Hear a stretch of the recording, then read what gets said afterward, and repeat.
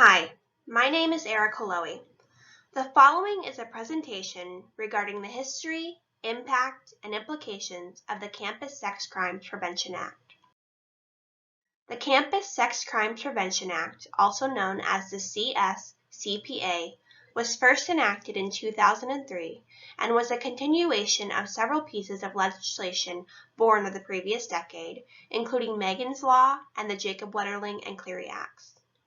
While Megan's Law and the Wetterling Act focused on sex offenders and their responsibilities in reporting their crimes, the CSCPA helped bridge the gap among violent offenders in communities and their enrollment and vocational opportunities on our nation's college campuses.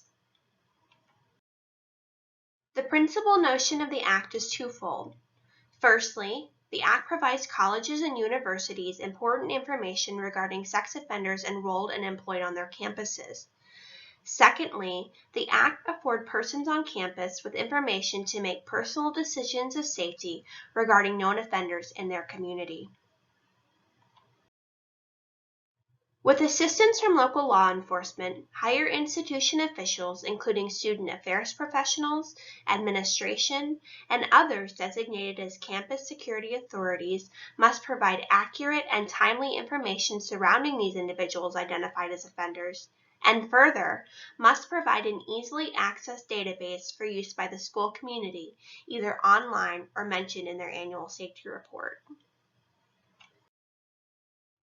While the CSPCA and other legislation, such as the Cleary Act, aim to make campuses safer for students and employees by preventing and/or eliminating the associated risks of violence and violent offenders, much debate has ensued regarding the overbreadth of these policies and the potential effect they pose on offenders. Some experts argue policies imposed by the Campus Sex Crimes Prevention Act, including a publicly available registry, may cause silence by victims, fear and shame from both victims and offenders, and unwarranted or unintended animosity and ostracism from the public. There are three important considerations to be made concerning the implication of the Act. Although being identified as a sex offender does not bar an individual from enrollment or employment at an institution, it is reasonable to assume administrators and campus officials may place restrictions on activities regarding offenders. For example, offenders may be restricted from certain types of vocational opportunities involving young children, such as within a daycare on campus. Additionally, institutions are free to further establish restrictive policies, including additional components of admission processes or restrictions on housing opportunities, all to prevent future victimization and ensure community safety within the parameters of the Campus Sex Crimes Prevention Act.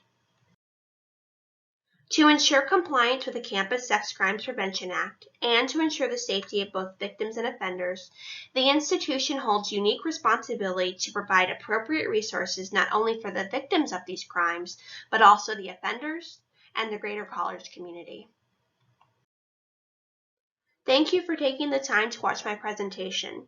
I welcome any questions or comments you may have regarding this presentation on our discussion board.